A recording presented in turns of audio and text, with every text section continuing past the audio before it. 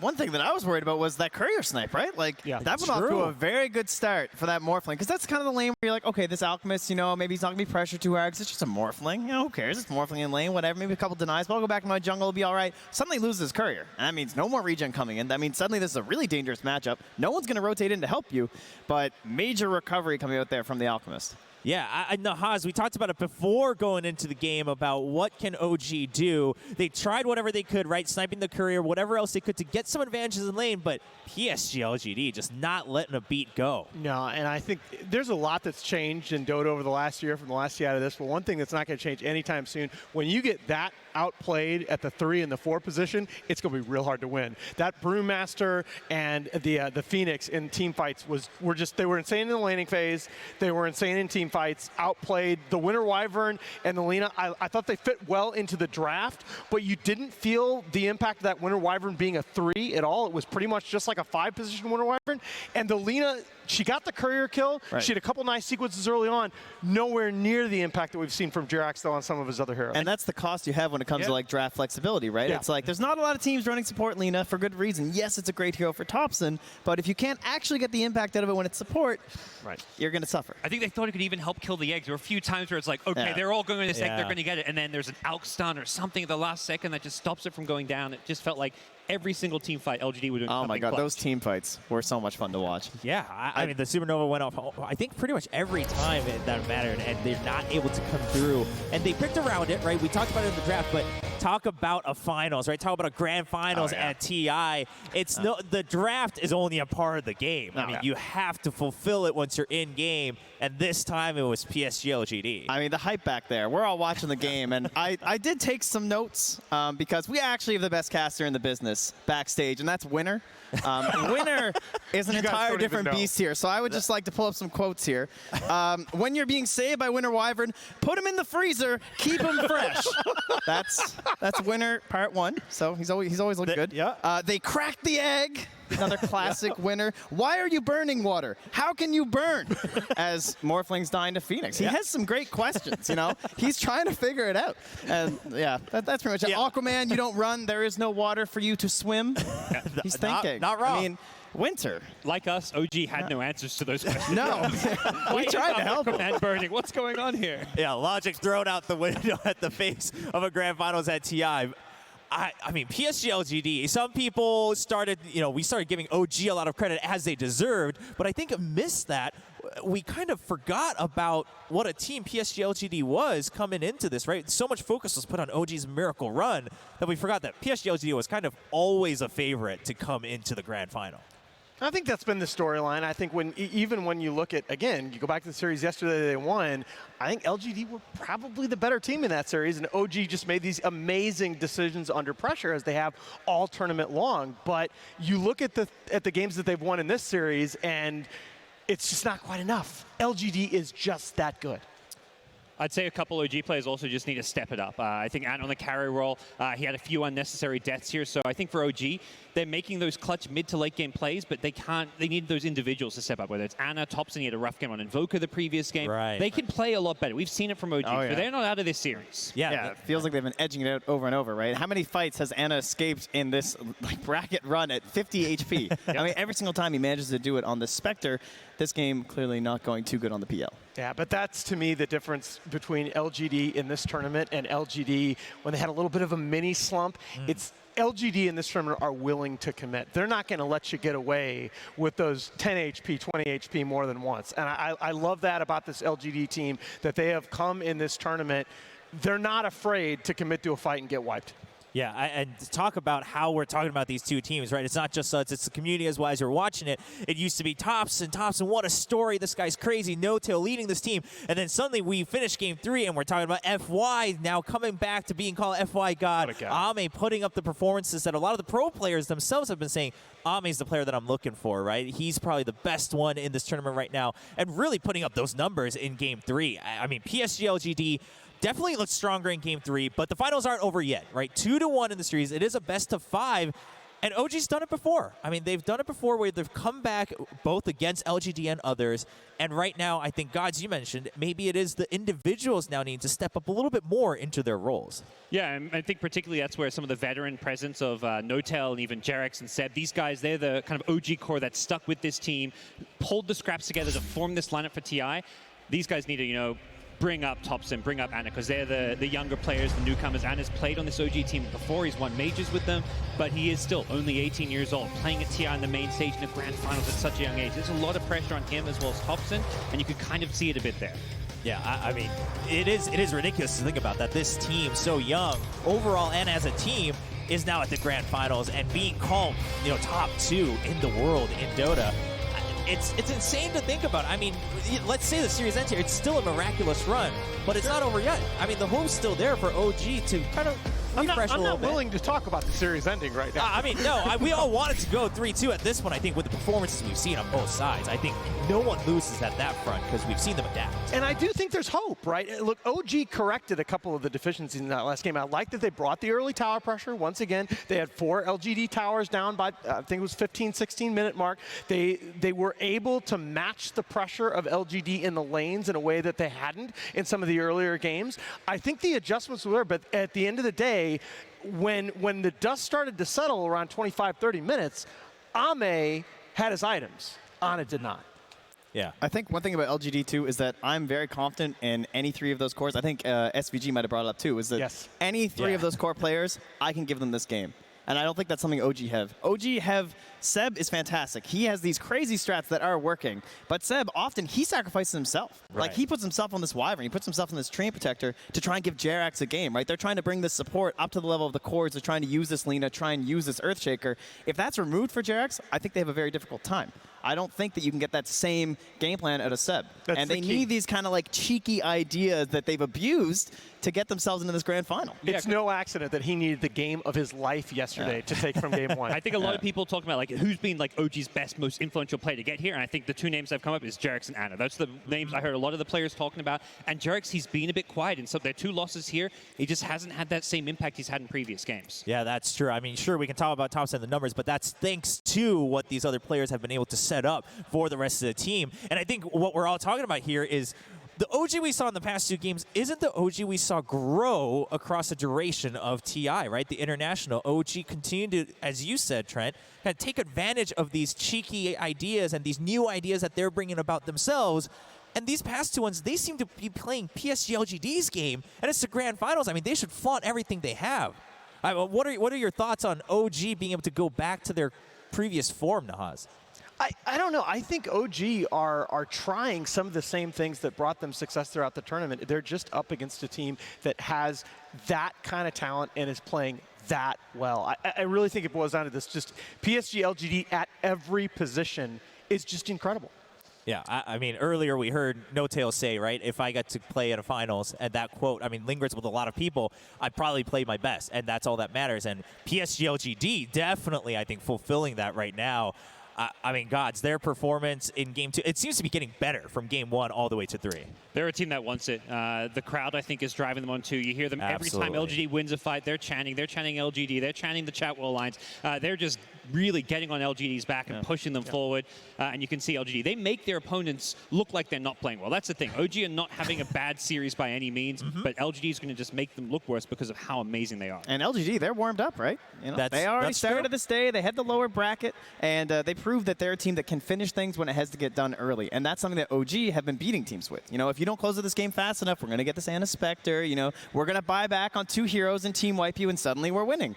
That's pretty much what's brought OG several victories throughout this winner's bracket. Yeah. And if you close out the game too soon, well, obviously you're not going to have that opportunity. Well, and the old book, right, on the team that plans to play in the first series of the day is, well, how much do you show the opponent? Are they gaining information? Did we really learn all that much from that series this morning other than PSG LGD are just really scary? Willing to play Luna. That's pretty much what we learned. It's like... Well, ladies and gentlemen, you hear the rumbling coming through the arena. It's time to get ready for game number 4 as PSG LGD leads the series 2-1 here at the grand finals of the International at the Rogers Arena in Vancouver. OG now truly has to fight back. It's not just about the momentum anymore. They are behind 1 game as both teams shoot for 3. OG, the one now really having to prove that they have what it takes to change it up, to bring something fresh, and perhaps throw PSG LGD a little bit off balance. I think, you know, even in game, we talked about it, right? OG did what they could early on to try to gain what advantages, but PSG LGD just didn't seem to be bothered at all and not shaken up. Yeah, and we talked a lot about, like, Ame as well as FY having a great game. I think the biggest question for me is how do you solve the maybe problem? He, on his Kunkka, put his team on his back in a lot of ways. I mean, everyone played great, but he wins his lane, roams, ganks the other lanes, wins those lanes, and then starts taking objectives while scaling. I don't think we've seen a solution from OG as far as beating maybe. Right, and what's terrifying is that that's not just like a one hero problem. He's been doing that on Bloodseeker. He can do that on Tiny. He can do that on Kunkka. So what do you do? You have to find some sort of a mid lane down there. Does that mean you need to try and go for the second pick in this draft and try and beat him out that way? I mean, only player to average 5 kills in the first 20 minutes in this tournament, and you're seeing that for good reason. I'm going to go a different direction, though, guys. I'm going to talk about, I want to see some impact from OG at the offlane position, because I feel like, I don't think Seb had a bad game. I think it was just the draft that core winner Wyvern was not put in a position where it really felt like a core. It felt like a second support. The best impact I think they can have out of the off lane is to make sure that Jerax has a good game.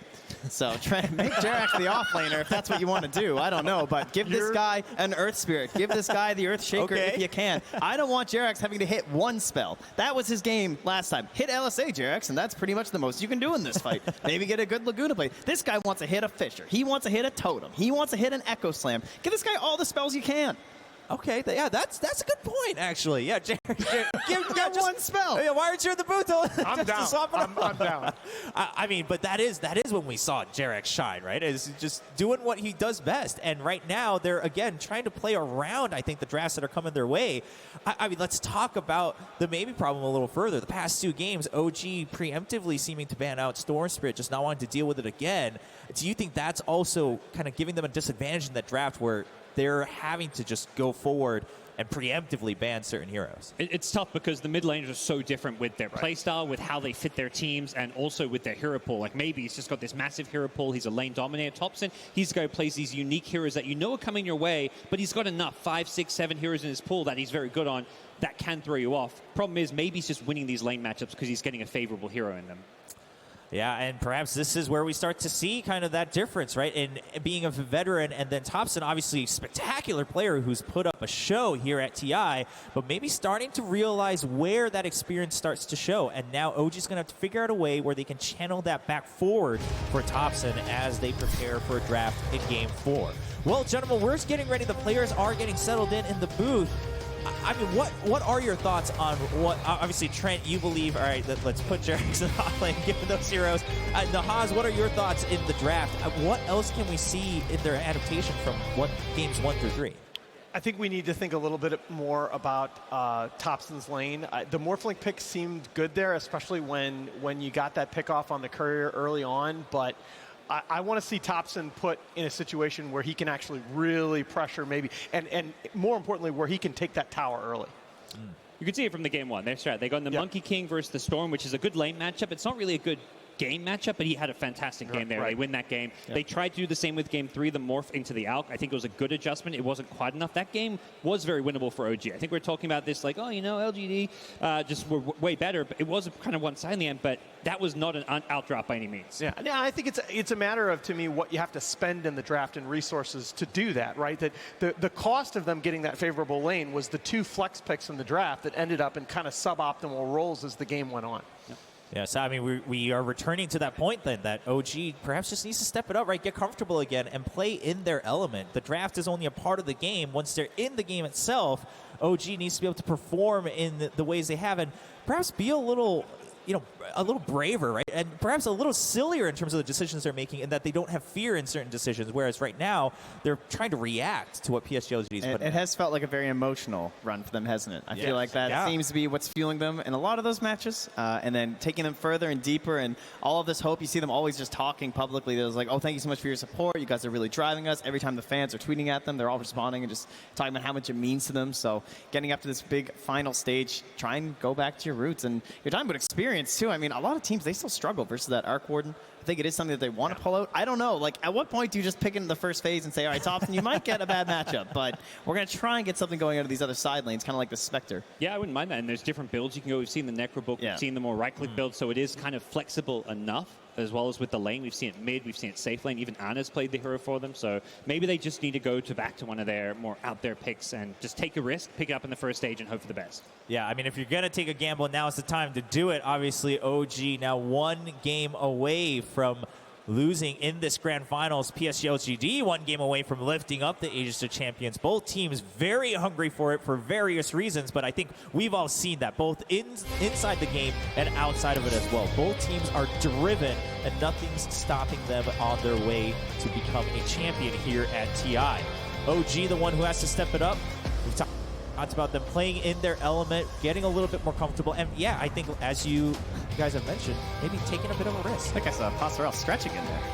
Is that a tactic here? Really loosen up here, guys. Yeah, I mean, Matt's saying play a bit more fun, a bit more silly with some of this stuff. I think Passerelle is a great guy to have in there. He's such a funny guy. I love his interviews. Every time they get to him after the draft. Not to say QQQ's, his was also fantastic for some reason. But it definitely seems like he's a very positive influence on the environment and the team, and also a great mind of Dota as well. Yeah, we've also been seeing these like speeches by Mad too. Like they were all turning around, facing the backside of the booth. He's giving this motivational thing, like, you know, guys, you guys have all heard Seb before. He does this thing. He does. He's like, we can do this. We made it here. This is our day. We're gonna take this.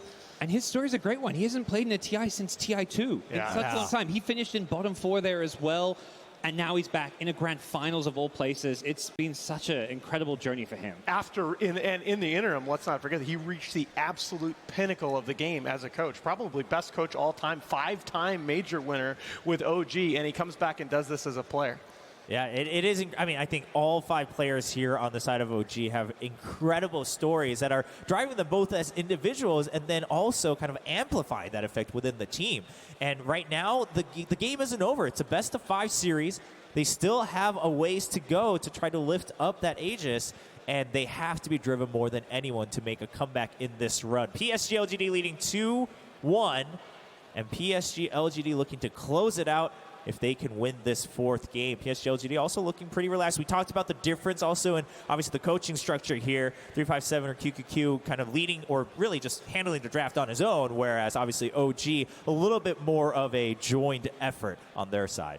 Yeah, and he's been there coaching this team for pretty much the entire season, I believe. So much more like he's been fitting with this team, understanding the strategy, what's going to work for his players, where Passerelle's kind of a new addition. He's just trying to still figure things out on the fly. And I think that's worked great for OG, is that they are kind of whimsical, they are unpredictable, but LGD, the structure there is just very hard to beat. Yeah, much more systematic, both in the draft and in the game.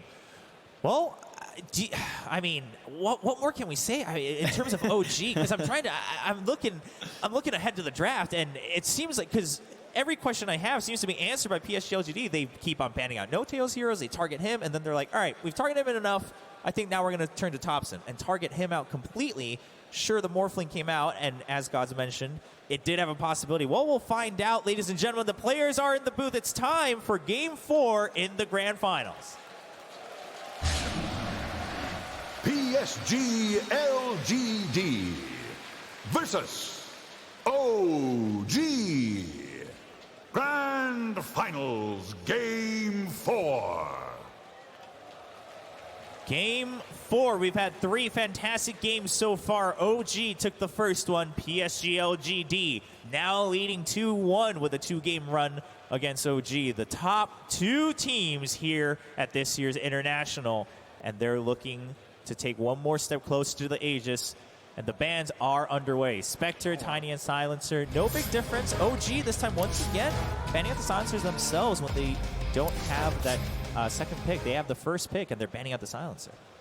Definitely seeing this emerging meta within the BO5. Small little adjustments, will be made from game to game. Curious to see where heroes like Enchantress end up. LGD had it 2 games. That's something OG. You talked about Seb in the offlane Nahaz having a better game, stepping up. His best game, Enchantress, yesterday. Best game ever. He carried that game, and that's a hero I wouldn't mind seeing OG pick up early on. Faker, another big hero as well. Top half of the ban pool getting very crowded. Certain heroes getting pushed out. All these new faces that haven't been there the whole tournament long. Oh, there's a face the crowd likes. Oh, man.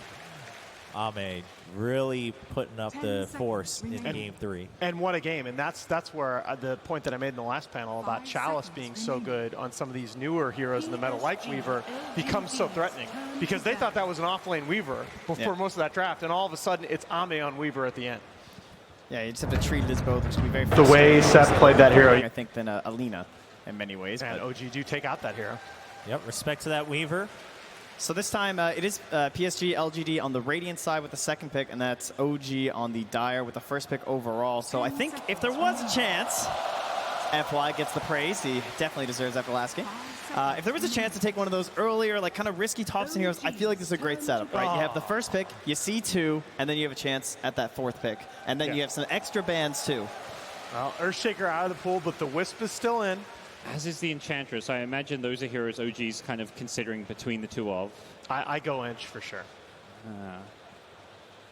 I think with the way Seb played that hero yesterday. Yeah, and the best thing about that is that it's a non-sacrificial hero that also benefits Jerax so much. This isn't some Treant or some Wyvern. No, they're Go Wisp? Okay.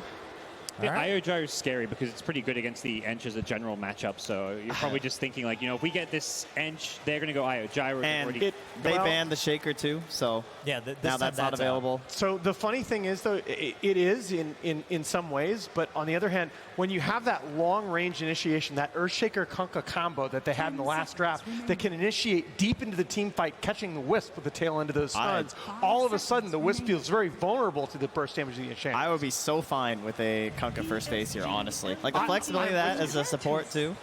Well, you knew when you were taking Wisp that was going to be the price of admission.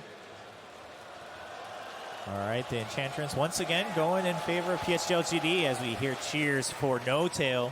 The other hero we have yet to see appear yet is Drought Ranger. That was featured very prominently in some of the earlier rounds of the main stage, but hasn't come up here in the Grand Finals. Oh, wow. A potential counter. So worried about the Io Gyrocopter. They're going to have that Morph ready. They're going to steal the Flak Cannon. This is a team that is feeling itself right now. It's a first phase Morphling here. I feel like you go away from the Gyro and they go to the PL. Yeah. And they kind of get the favorable carry matchup. It's something I know, like some of the players backstage, people were saying, it's not really about the carry matchups anymore. Yes. You need to make sure you have a good lane. So you can't just pick this PL thinking it's going to counter a Morphling. You need to make sure he has a good lane. It is one of the best heroes against Ench, actually. I think it's much more picked against the Ench than the Morphling. The lane matchup, with all the agi you get from your Phantom Rush, you've got the nuke as well. PL does seem like one of the better heroes against Enchantress. Yeah, we can take care of that Alchemist right away, too. The Earthshaker's already gone, so a couple of heroes that PL does not enjoy playing up against too much. Maybe even ban the Kunkka, too. That's a hero that matches up well against most of Thompson's mids. I am so down with that. I actually thought that the first phase Kunkka by Trent could have been a sick call. I'm so down with banning Kunkka. Also, you think about banning Phoenix after that last game, honestly. And they're so LGD correctly now focusing on that Thompson hero pool. Would not be surprised to see the Invoker taken out. Yeah, I mean, they focused on several. Arc Warden has come out a couple times. The Pugna, the Monkey King, of course, last game being banned out. Will OG take out the Kunkka here? It's also still the Ursa at play, too. Just someone who's looked very good versus the PL. There are some questions in terms of like being kited. It depends on the IO pairing, too. And Seb has played the Ursa at that offlane position, so that's definitely an option for OG. That's a hero that I think could have a lot of impact in this game. Yeah. OG taking some of their time, trying to figure out how this next phase is going to play out. It's tough. They wish they had like 3 or 4 bans here. They'll ban the Storm, it's like there's still Kunkka, there's still Phoenix. There's still Clinks, too. Yeah, there's a lot of scary heroes for Too many. But after that initial display from LGD, where they showed they're willing to first to pick a Storm, it's probably worth banning against them. Yeah.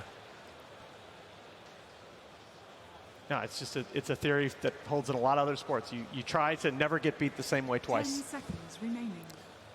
So LGD have a relatively easy second phase here. Basically, just going to reveal both of their supports and then look for that 10th pick for maybe in the end, hence why OG using so many of their bans for it. All of the top tier supports still left in besides the Silencer. We still have the Bane if they want that versus the IO +1. We still have the Vengeful Spirit as well. That's kind of a nice position to be in where you're just picking supports here because you have the last pick of the draft. You don't want to get into this second middle stage and you picking cores and having them getting counterpicked along the way. So they're going to just basically set themselves up to get this 10th pick, maybe hero that's going to have a great game. Remaining. PSG LGD once again continue to focus on the tops and bans with that Pugna coming out. Now their turn to pick their next hero. Yeah, that would be one of those cheekier strats that I alluded to before. This idea, like they use this early sustain of the Pugna, healing up the IO, who's then tethering the Pugna. And it's like instant health and mana, and then they use that to sustain pushes early on in the game. Very frustrating to deal with. Yeah. Expect to see a support here. The Venge is still in the pool, of course, which we did see by Xnova. Yeah, Venge, another one of those heroes that we talked about, right, where it's so much prominence earlier on in the international, and then hasn't had as much priority, but definitely a good showing in that last game. Oh, yes. Okay, not the most common hero versus PL, obviously, is there's some disadvantages there because you can just doppelganger up over the ice shards. No, but it's the same. It's not quite the same theory, but it's similar to the Earthshaker idea that you have a hero now that can long range initiate, that can get you in the back of that fight, threaten the Wisp from the get-go. I would say also it's the LGD philosophy. Let's have a good laning stage. We're going to put this Tusk with Enchantress, very scary dual lane, a lot of kill potential with the Ice Shards block with the Enchantress right click. Probably see that like Blightstone build on her, and Snowball then as well as a way to stop TPs and gap close. So how do you guys feel about this Chen pick? Because it does give you a support duo that's extremely low on disable. Yeah, I think it's that's good. been a big problem. It secures your safe lane though. Like that, you got to give this PL a better lane. I think Chen has shown that he is one of the best supports to secure the safe lane. He's not this game influencing hero he used to be that like pushes all your towers and wins you the game like at 20 minutes by just pushing everything, but he does give you a better early game. Yeah, but it feels to me right now that the last two picks from OG need to answer this team fight potential on the LGD side. They need to have some transition out of the laning phase. I think that's where we may see something like the Centaur come back for Seb, something that's going to give them an initiation, a stun that you mentioned. You definitely need that against Morphling. You need to be able to jump on him and stop him from Morphling Strength, or how are you ever going to kill him? Right now, these three heroes do not ever pose a threat to kill a Morphling. Is that what you really want, is your leading stun, though? Centaur? Yeah, like, so the animation is just terrible. I mean, maybe if they even lose with a blink dagger. the waveform key on the keyboard or something, you might not be able to escape, but, like, my God, not the best initiator. Oh, you're on today, Trent. Well, PSG LGD, what are they looking for here? Another support? I also feel the 8th pick is more likely going to be a mid for OG because they're going into the double pick, so you may as well pick Tops and Heroes first. The thing you don't want banned. Yeah. But, I like how you can go like a greedier ranged hero when you have a Tusk, because Tusk doesn't necessarily need too much, but okay, they really want that Brewmaster. All right. So that means it's probably support Ench then? Again, we just talked about the same thing previous game. It's the potential for outplay from the 3 and the 4 position is now so there for LGD, right? I mean, what are you going to do as a Chen or an IO to counter the kind of team fight potential? Yeah, this is a great pick because it deals with the Phantom Lancer while also still having that strong lane. This is also why Enchantress is such a great opening pick, because it can be pushed onto the 5 position role. That's something OG themselves have done, and something Xnova is very comfortable playing as well as a 5. If you just look to hunt down this IO every fight too, right? Just toss him up with the Cyclone. Suddenly, this major key of your draft from OG, your first overall pick, can just feel completely worthless. And not just the IO, but a lot of the tanky frontliners like the Centaur that we thought about are vulnerable to the exact same thing, getting tossed up. All right, it's game time. Oh, yeah. All right. Coming back. Look, you got to the final of TI with this hero. This is some Seb Nix or something that they want here, I feel like. Please ban Kunkka, though. I think they're learn their lesson and ban Kunkka. Don't give maybe another chance. Yeah. But I love it. You know, Thompson, put him on one of his signature heroes, put him on one of his best heroes in your elimination game. This is the way to go out. Or take a game 5, ideally. Right. I mean, this is their shot, right? So give him what he's comfortable with. Had a rough game, but it's great to see that they have the confidence, despite that early game, to come back. There's the Centaur. Wow. They will remove it, though. Do you go back? Do you go back to the Underlord here for some? No, I don't like that hero at all. They need a stun. Yeah. The hero feels really bad. Slow. But you need like a tanky frontliner, right? Kind of. You need a way to start a fight too. Invoker kind of gives you that with the way he plays the Quaswex Invoker with the Spirit Vessel. you're right. Enigma is okay. Ooh. I mean, maybe not the biggest Seb hero of all time, but there's no BKB cancel just yet. It allows you to push very early if you get a lead. It can actually bully in the lane some. But if you pick Enigma and you don't win that lane hard, like what does Enigma do in this game without a BKB? I mean, what does any hero do in this game? Like, they have Excellent question on the panel. OG. I mean, Enigma is kind of the all-in push pick, though, too. Yeah, I don't know. I feel like you need some hero who can fight with this Crosswex Invoker, right? Because we're assuming like typical Invokers, what There you go you ahead go. do is, all right, an Axe. That's good. That's a good start. Oh, yeah. All right. Okay. All right, I'm down. So here's the problem. They don't play this X-Sword Invoker, right? You play this X-Sword Invoker, you pick a Nyx Assassin, or you pick a Centaur War Runner. You go across the map, you blink, you stun strike, wow, gold. But Crosswex Invoker, he needs someone who can actually go out and fight with him in this early mid-game. And so the Axe will be the answer here for Seb. Definitely like it. Good pairing with the IO and available for some cheeky creep. But it's... I keep saying cheeky, Yeah. but you know, the creep cutting is very good. Well, that's what I was kind of wondering with this last pick. Like, you need an IO partner. You want to have good, strong lanes, and it Yeah. also gives you a Morphling solution. If he's playing on too much Agi, you get that blink call with Blade Mail, you can blow him up. You can, but I tell you what, it has the same problem as the Centaur, that the animation on that Berserker's call is pretty long. Well, OG have made their call here in the draft. We're just waiting for PSG LGD to answer the call with the very last pick here for Game 4. This could be your match point hero. Yeah. Oh, it's baby. It's... Wow. Okay. Well, the Bloodseeker makes a return. We have all 10 heroes lined up. I mean, we talked so much about what OG can do. They're showing us some ideas here that they're going back to the roots. What are your thoughts, gentlemen? Thompson needs to have the game of his life. All right, Thompson needs the game of his life. Well, this is the moment Thanks, to do Miles. it. Ladies and gentlemen, we're getting ready for Game 4. We'll have a chance to hear from Casey and the coach of PSG LGD. 357 and Helen, once again, thank you so much.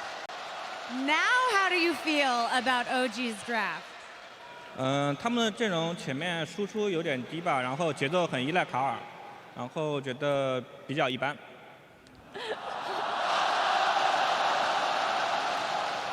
Well, for their draft, they lack damage in the early game, and they depend on the Yes, game tempo controlling. I think it's pretty average.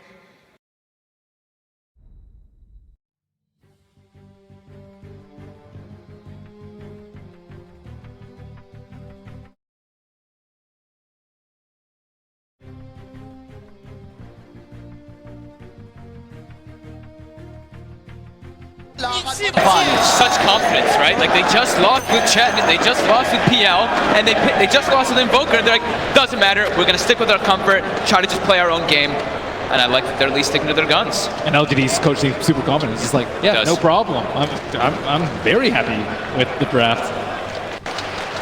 So what sort of the panel talks about this offlaner, this Axe that gets picked up. They were looking for a hero that sort of offered some sort of a disable. Do you think this was sort of the best option? Were there sort of other things that you're a little surprised that OG didn't prioritize over going for the Axe? I don't know if I can think anything just straight up off the top of my head. I just can't remember all the bans and everything, but it's a hero that we just don't see. It's a hero we just don't see often for good basketball. I think Drew will just work in the team fight. You can cycle him. He won't be able to get back in position. You can even cycle him during the Blade Mail call if he's prepared. And yeah, he's going to do very well in the lane, I would say, and he is a decent partner with the Wisp, but he struggles a lot in the mid-game. Yeah, and even versus the Tusk too, right? In a lot of situations, if the Tusk is in a good spot, you can get the snowball plays over and over again. So yeah, we'll see how it can work out for them, but I do feel like in the lane, this Axe, of course, will put on a good amount of pressure. We'll see how well Chalice is able to deal with that down there on the bottom, and what sort of lanes we do see from PSG LGD if they want to send down a support down there, or if they're going to just sack that bottom lane and leave Chalice alone. Some friendly tipping going, some nice exchange coming out there. As we do see, of course, Enchantress also. X-Nova playing the support Enchantress. Not something we see so often, but we have seen relegated to that role, especially from OG. How many chickens have died in this spot? Got to be careful. Looks like X-Nova's not going to be patient enough. The courier's starting to move up. He's headed away from that middle lane as he'll look towards the top, as it seems, to join forces with FY and Arme, making sure that the Morphling can find the farm against Anna's PL in this safe lane. At the same time, TP up from Jax to join in. Ted's across to Anna. And this will certainly be the one to watch. Saw Thompson Invoker already once here in this grand finals, and it did not have a good time. But top lane, the shards from FY out, trapping up Jax to Notel, but Jax has got the regen. Penitence from Notel onto FY will force back the Tusk. But this mid lane matchup, should this go better for Thompson than it did when he played against Somnus' Kunk? Yeah, there's no way for him to kill the Fortress super easily, so he can actually use it this time. And I mean, he shouldn't get destroyed like last time. It's really going to be dependent on the side lanes, right? Like if those side lanes start dropping low as soon as this Bloodseeker hits level 3, that's when you can start getting ran down very easily as an Invoker. Even if you have your Fort Spirits and everything up, it's very difficult because that movement speed that you have. You have 282 if this Bloodseeker is going to be moving, for the most part, above 320 in this laning phase. So I am a bit concerned for Thompson. but he has to be able to work really well around this Force Spirit. Already these early levels, Somnus playing the game perfectly in its aggression. 8 for 3 against the 3 for 1 on these early levels in that 1v1 matchup. They've got Jarex low already. X-Nova though. X-Nova's got the Fairy Fire. Jarex, he will fall, but not before they get the kill on X-Nova himself. FY also potentially in trouble. Anna comes across. FY does still have a snowball. Potentially unlucky as Anna. Surely wants to still chase, and indeed rushes forward. There's Jarex with the tether. It's got the snowball to dodge the Spirit Lance at least, but FY very low. Actually gets taken down there by the blast from No-Tail Tormentor. So OG getting themselves a second kill up top. But all those creeps side of the tower with no one farming, they actually had double wave on the side of OG going into LGD's tower. So yeah, they lost tower and they lost the hero and they lost first blood, but I think it's actually working out quite well for them. And we're seeing pretty much as expected as well down on the bottom lane at the moment, having that favorable matchup. 21 for 0 against the 10 for 1. He's just creep cutting and pulling it into the jungle, so he's actually farming just more than that. I like that Jarex instantly reacted and just went top. And let's see what they can do with this. He's got a triple wave coming under here too, so Ame good to get these last hits if OG plays under, which they are immediately. FY pops the shards out. Anna looking himself straight on top of Arme. Jarex is there with the tether onto Anna. No-Tail in trouble as the 3 of PSG LGD focus down the Chen and take the kill. Now with the snowball, they head over to Jarex as Anna. Jarex, they're potentially in trouble. The Fairy Fire from Jarex healing Anna up a little bit. Jarex trying to look for the body blocks. The nuke damage from Arme not enough to kill off the PL as Jarex with the tether gets himself out as well. But mid indeed, Somnus diving in Thompson. He's got the cold snap. The tower heading into Somnus as well, but Somnus gets the final touch, gets the kill. He has got a Fairy Fire and stick charges as well if needed. He doesn't even need to. The Tango regen enough as Somnus gets the solo kill. Whoa! Ooh. He's got his sunglasses on today. Just too much pressure coming out up top right now. It's really hurting Thompson's lane. This is Bloodseeker's only level 5 to level 3 Invoker. Yeah, Thompson's just really present with the CS too. Yeah. Quelling Blade, Blood Rage is not enough. I mean, he does get the Pause Wets, but really struggles in early phases in the game. So it's just he's sitting at like 100 damage or more on the Bloodseeker, not even including the Quelling Blade. So Thompson walks up, actually gets caught by the Blood Right. He does. He walks into the Blood Right. Now Thompson just down as no. Thompson making a huge mistake in that middle lane. Top lane, No-Tail will go down. Xana, we're gonna fight back, trying to chase down and get the Satar Tormentor blast. The Spirit Lance as well as FY will fall. OG get it great up top. But that middle lane indeed at Thompson, it looked like he felt that he could move up the ramp out of the Blood Right in time. But it kicks in at Somnus in that middle lane, keeping that edge once again against the Thompson Invoker, but this time on the Bloodseeker instead of that Kunkka from earlier. I feel like I've seen a few times where Invokers just struggle a lot for Bloodseeker because he has very little move. He has 0 points at Wex, and he has no boots. He looks like he might be going for a kill early, so. And that's with the Bloodseeker not even having boots yet. The Bloodseeker just has 50 movement speed over you at all times. And I don't know if Thompson can play in this lane. They're just going to go kill him once more instantly as soon as he goes back up. Right away, doesn't have TP. Yeah, FY, he's in for the side. He's got a double damage rune as well. FY, they're in underneath the tower, punching down Thompson. Thompson falls once again. Jarex comes in with the tether across. They try to find something to respond, but Jarex, he's in trouble. He will live. They get the kill. FY, he'll go down as well. So OG able to strike back in that mid lane with the rotation, getting the double kill for No-Tail, but Nova walks in and gets the easiest kill of his life there onto Jarex. As they will find a trade Chalice as well. Look at this wraparound. He's got level 6, does have Primal Split available. CP back in from Thompson with the Primal Split ready to go. He looks towards Thompson underneath the tower. Thompson, he needs help, but he needs it now. Has he got any way of playing his way out of this one? He's only got points in quality exhaust, so no escape from Thompson. As the walk around gank from Chalice with that Primal Split successful. It's even more than successful. It's brilliant. Double kill for Chalice. As he just walks over to mid as soon as he hits 6 and gets that play off. What a great off-lane player that is. If you try and contest that, you're going to get destroyed. So he gets level 6 when the Invoker is level 4, and it's just grueling at this point. They're taking the tower already too, so they're going to have access into the enemy jungle. They're going to have access to OG's jungle where Thompson he's going to have to go to the jungle to try to catch back up here. He's level 4. Oh man. A lot of weight is going to be on Seb. He's had this bottom lane, he's got good levels, and he's got decent farm too. He's top of the net worth this game, very close to having the Blink Dagger on top of the Ring of Health. But TP's heading down. Somnus seeing if we can find the rupture. Sebel, he goes to farm. That's going to give time for Somnus to close the gap, get the rupture. He's still pretty beefy, but is beefy enough? I don't think so. The shards around, trapping him in. The spin, no, the taunt, the sunstrike. Seb, he gets the dunk off. The snowball save wasn't in time. And Jerax, he's in with the tether. OG, then this one around. They look to run down FY. FY with the snowball. The shards already used. There's no way to escape, or maybe the Jukes. Is it enough? Oh, it is. Seb, he gets fogged. He can't get the dunk off. FY will survive. Oh, that's his blink dagger right there.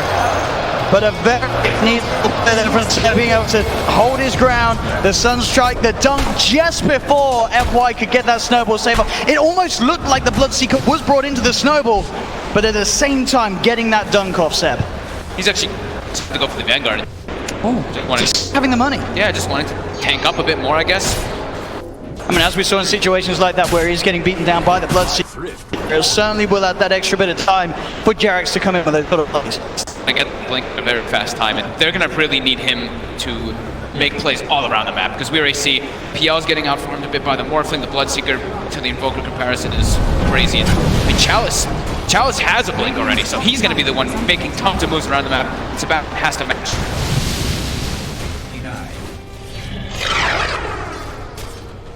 This Bloodseeker certainly going to become a big issue unless Seb can come in with the plays. Thompson's, he's full committed on Exord for now. He is 3 points in, not having any in Wex. Ame has to be careful there. They do have those deep wards down, and he was walking around on 1 HP, so he has to be aware of the Sunstrike potential coming from Thompson.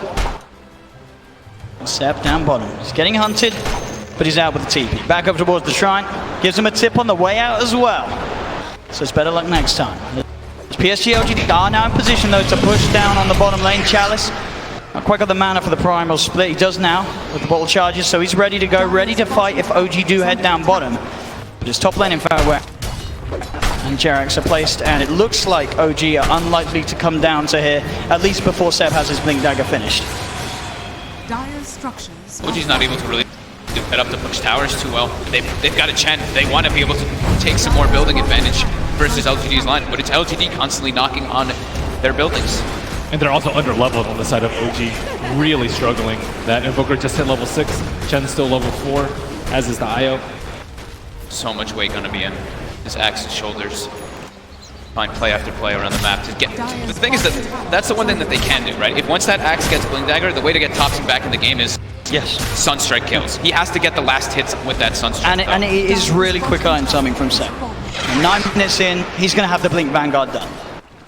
So he really does have to make something happen with this. If he's unable to do something with this timing, it's going to cost the team a lot. They prioritize giving Seb that safe lane on the bottom, where he's been able to farm up 9 minutes in, Blink and Vanguard. He has to make the plays happen. And there's also smoke on the courier, so they can immediately go for that. Let's see what their target is. Brewmaster looks like he's in a pretty good position to break it, just in case. They're eyeing me, mid lane. Top Anna, Jerax heading over, but Chalice, he's in, he's ready for the counter play, past the primal split. Anna and Jerax in a lot of trouble as Jerax gets focused down. Snowball in onto Anna, back up his inbound. Seb, he's on the side, can he look for the play? Jumps in, gets the call. The Sunstrike down as well as Anna's back in. They get the dunk off, they'll kill off F1. But now Anna's, they've got to get it out.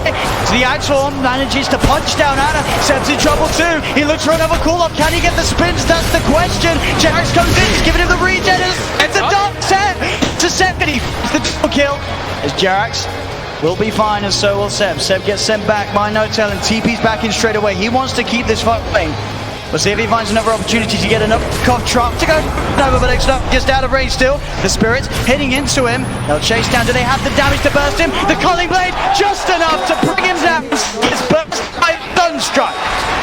OG certainly showing signs of being able to utilize this axe to take the fights against PSG LGD. Signs of life. Thompson. That's great. Sure, he doesn't get the last hit, but it gives it to the Invoker. He needs to get these kills to catch back up in levels in particular. Because the gold wasn't so much that the Invoker got, but it's just all about being level. What's needed to push his team back in the game. And now Invoker feels comfortable enough to go for that Midas. And another death on the Morphling too. Actually, an Axe. He was as Axe and then just got obliterated. I don't know if it like ran out by iteration, but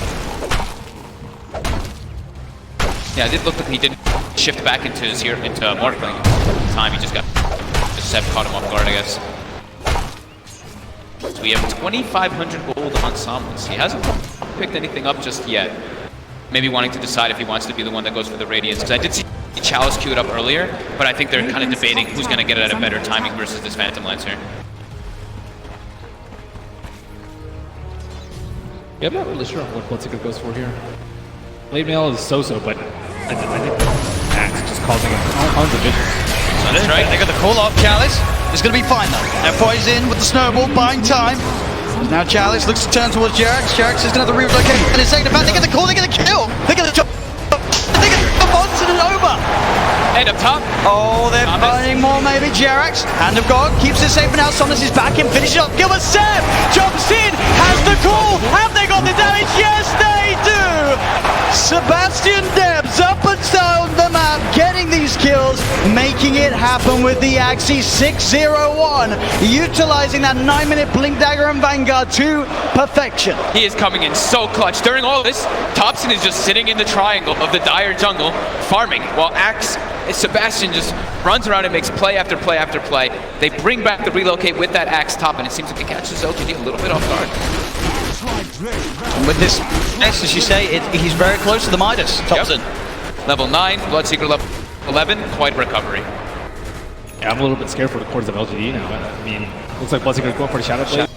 Even potentially a Silver Edge later, but it's still going to be very tough. They kind of just have to ignore this Axe and hope that the Brewmaster finds him before he can get that jump.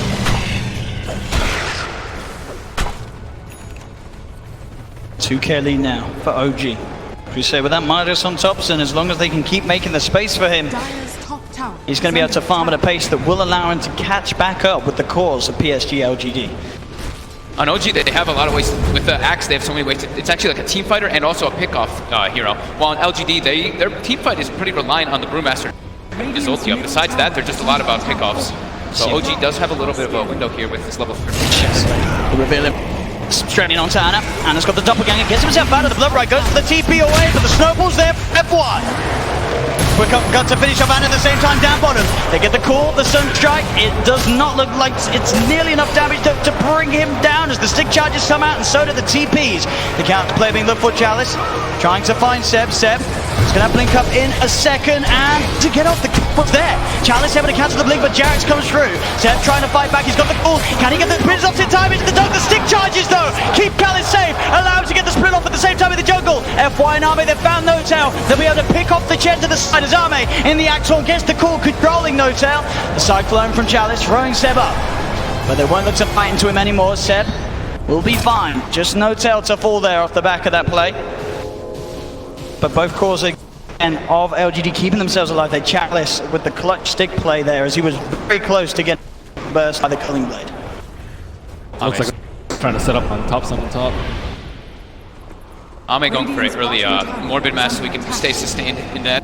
Also, later on, he could build onto a very useful item versus that Axe. Versus, you expect that the Axe is going to have a Blade Mill pretty early in this game, and Morphling very susceptible to a Blink Axe. Jared, that's the bait play. They get the call, onto the two of them. Seb jumps in, the Sun strikes down, the stun as well, the micro play. They've got the lockdown onto both of them. Somnus falls as well. No-Tail with his army of creeps, holding them down, getting the 2 kills. They just can't fight into Seb right now. He's everywhere. He's all around the map with a relocate, and every time they find him, they lose. And that Blade Mail's getting dangerously close as well for Seb.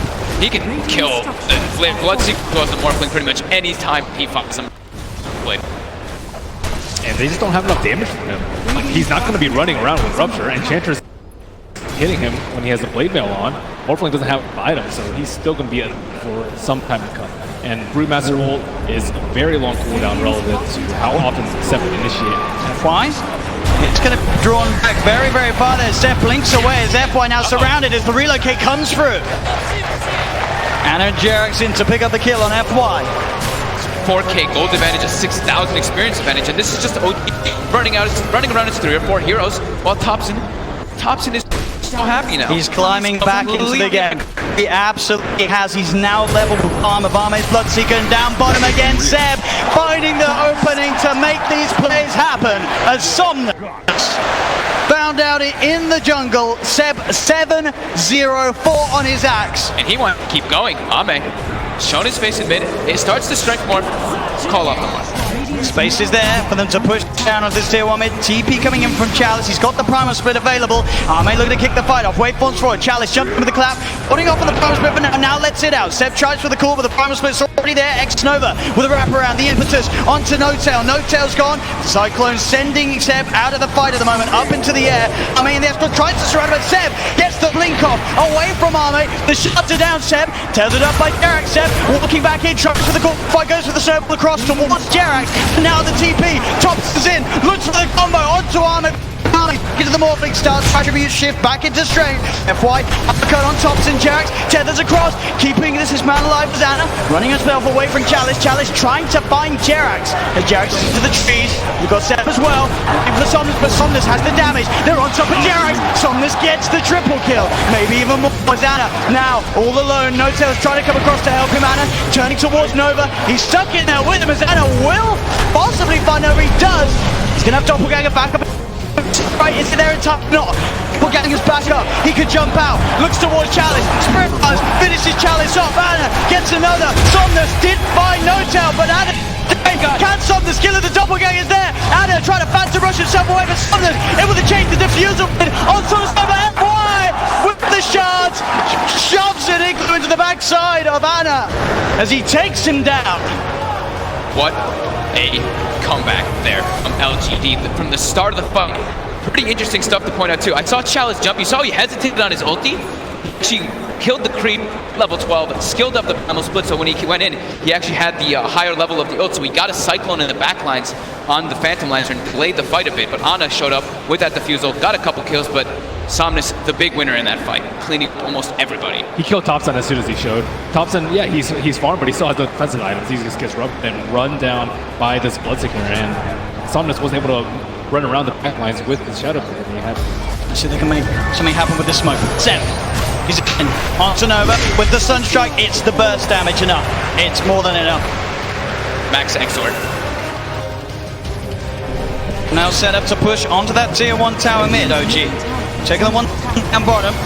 And they should be able to find this one too. Primal split is up if Chalice wants to join to the fight, but they'll let that one go. PSG LGD as OG claim the tower. I think the Seeker has BKB in particular for the next fights, because when he has that, he's going to have so much more freedom to take out the IO, go for the backlines onto the Invoker, and not have to worry so much about that PL. He still really has to watch out for Seb on that Axe though. The reload came around a little bit, just using it to push lanes. Jerax was they're forcing out the lanes a lot so that Axe these opportunities while LGD are still forming for the BKBs. Morphling is also did have for defusal next. I'm going to see a replay on this once more. Again, sort of the issue when Somnus is enabled in terms of being able to just run rampant around the fights as he did, getting that triple kill. And Anna does a very good job, of course, of picking some kills up in return. But at the end of the day, the Bloodseeker is just too strong at this stage of the game, and if they cannot burst him, get that jump on him to start the fight off. Half of those one hit. There you go. FY looking to lean in pretty deep into the snowball. Thompson, Chalice jumps forward as well. They're trying to burst him, but Thompson gets the tornado. The MP out as well. Chalice is already there with the primal split, so he can stand his ground and finish off the Invoker. Next couple of minutes though will be a good time for, I think without the Brewmaster there, the Cyclone, the Axe, then Seb will be able to destroy them in the fights. It's a pretty good window for them. They want to try and force objective. I'm just curious about the defusal pickup with Morphling. I guess maybe he's planning on replicating into the Planter for a lot of these fights. Quick swap. FI actually has a Blink Dagger finished up on him. Have a pretty good way to counter that now in the fights for LGD. But right now, without Primal split down, I do think it is OG's time to try to make some moves and capitalize on LGD while they're split up. They've got to try and find that blink call before the BKB is popped by Somnus, as he is ready with it. Getting space down bottom, only Arme down here to keep him. Close 21 to 19, 21 minutes in. Less than advantage for OG, as they did get ahead after recovering the lanes, but now PSG LGD catching back up. They're starting on road right now. It's not the easiest road, but No-Tail does have the Medallion of Courage, but Yeah, they use the Brewmaster ulti to secure their both, but if you're trading that for an Aegis, I think that's well worth it for OG, but certainly LGD aren't going to let it go down without a fight. OG will jump in, they get the call onto Xnova, the EMP down as well, and Thompson moves into combo. Xnova does get the heal off, and is able to back away. Now start throwing impetus in onto Seth. The Tornado is going to be blocked off by Somnus with the BKB, and call comes out for Seth. The Sunstrike from Thompson did find the kill on Xnova. The send back on Seth, keeping him safe. Seth back to base, TP's back towards the Shrine of Meteor. As OG, they remember up and Anna. He's on top of Somnus. The BKB, of course, now one off, but they'll find Somnus as well. A double kill for Thompson as OG take a successful fight around the pit. They're at a 74% win probability now on Dota Plus. As OG, with those kills, go back towards the Roshan. There's a regen room waiting here for them as well. As this Roche will go the way. OG regaining that lead that they created. I love how adamant Seb was about just making the fight happen, right? They know the Primal Split is down. They saw Morphling down bottom, Split pushing too, so they're like, we have to make a fight happen so that they can't actually zone us out of this Roche pit in this time when we've got our window. LGD, they're just very dependent on this Primal Split steal here for the fights. As it looks like it's going to be a Radiance, as we were mentioning earlier, for Chalice to deal with that PL illusions. Man, Thompson's more than online with the Axe.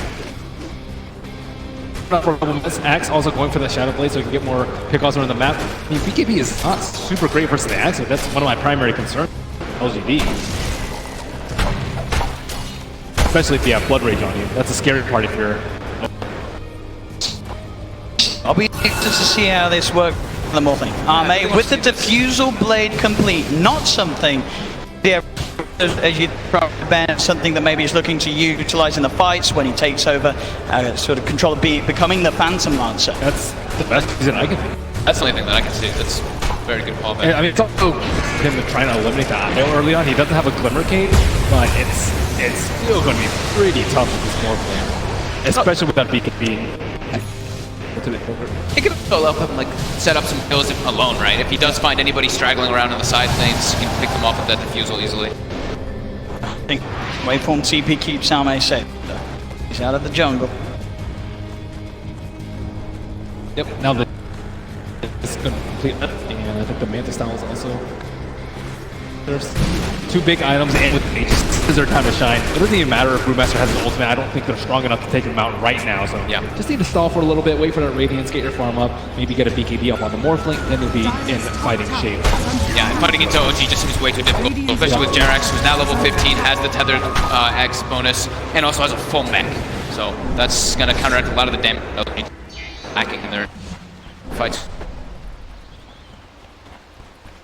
So definitely just don't want to fight. They have a very good ward setup on the side of LGD. They have 4 spread out throughout the map, and unless OG are willing to commit a couple of smokes, I don't see them getting any huge pickoffs right here or huge objectives after a fight. She's got good moments of pushing in though on every single lane. We even have the Axe illusions cutting sleeves. All 3 lanes pushing on the east side right now. As OG, they're spamming those chat wheels. They're getting it. They're getting it. And they're feeling it. Absolutely. Another tower taken by OG. Oh, Seb is on the prowl immediately too. Wow. Oh, they have a overboard over there. I was wondering how he saw that coming. So yeah, it takes the morph duration as well on them. As we've been seeing a lot of players. Well, the few players that do play Morphling still have been doing. Full Manta, Diffusal, and that Aegis on Ana. He is feeling very confident. He commits forward on Xnova. Oh, with the Sunstrike down, it doesn't matter. They are going to be able to duke it out here with the Snowball. Ana still trying to fight forward. He's feeling confident with the Aegis. Tornado will clip onto Xnova, but he's got the heal out and he'll be fine. Ana has been ruptured now, needs the backup. Jerax in with the tether. Ana with the doppelganger dodging the blood bright. As OG will be more than fine. There's so much burst steal coming out. Yeah. With the tether and the god, and then the mech. I'm looking for another tier 2 tower. OG really starting to overtake them now. He's in it. There's no attribute shift in time. Arme can't react with that Shadow Blade blink initiation. Power of that Blade Mail versus the Morphin, but also he was a huge Sunstrike. He has no buyback here, so OG. Let's see if they can get anything more out of this one as they're into the base, chasing down X. Down, trapping him in. here in the trees as he'll fall. OG, they've found 2. They're up onto the high ground looking at this tier 3 tower. And look at this, they even used the Ags Heather on the Chen, so there's a Chen ancient there heading for help for them. Oh, look at this push they've got going. As the Rags now enjoy Chalice, jumps in, does get the primal split out, finds Jerax. Jerax is gone, FY goes in with the uppercut. Anna trying to clean out some of these primal split. But they're killing the primal split. It's only just down to the up of the Wimpan. The Wimpan is getting himself away from the fight as he will still survive. But they've got the vision. Can't escape in time. Chalice! Oh! Nearly dies during the primal split, but Chalice will survive. OG was... Blade. He's found Arme. Arme's in the peel of the motors. Arme just gets taken out. Dead for 50 seconds. Being chased by Suttoners. They've got the Dust Thompson as well. X-Nova picked up inside of the snowball. Thompson will fall. They'll find Anna too as LG will hold despite Arme going down once again. And then gets Seb as well. Jerax is there at the side, but he does not available. There's no save for Seb. Did he just hold that snowball until the Aegis finish? Yeah. What? He waited that for it to get... That is unbelievable. Oh my god. And effectively at the end of the day, team wiped there by LGD.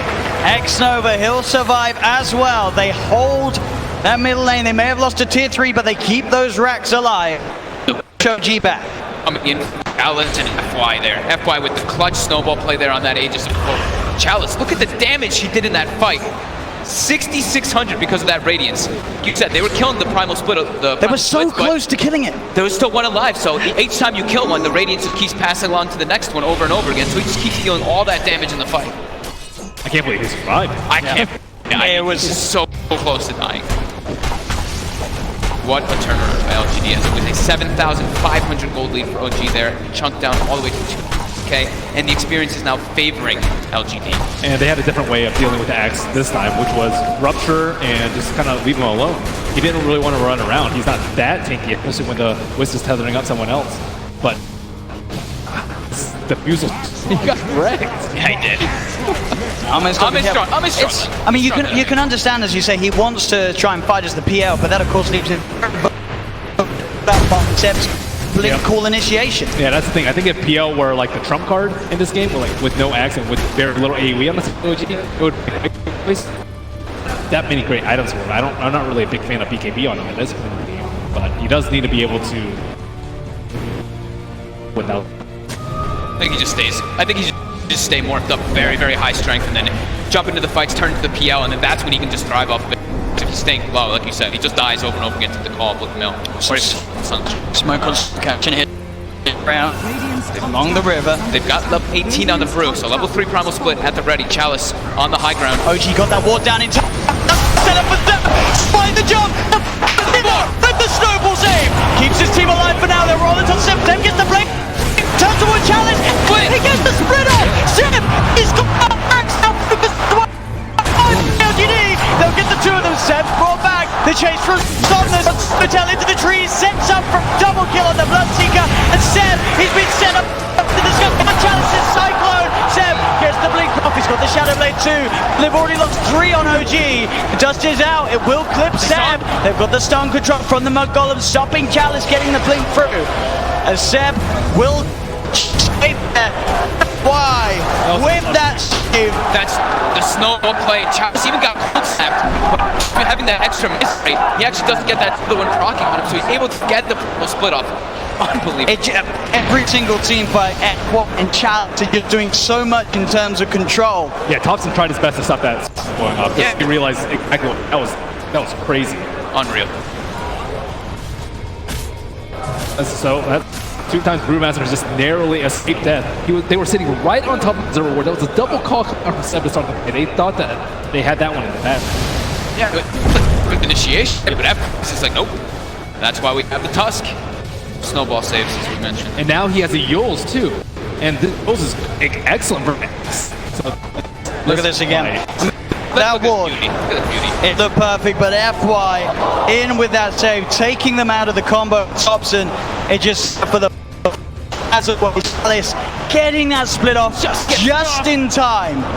And at that point, it was pretty much impossible for OG to take the fight back around in their favor. You see Seb buyback straight away, but he's already losing the rest of his team. It looks like he didn't even vision on maybe there. He was shadow bladed it up and was still able to get the call on.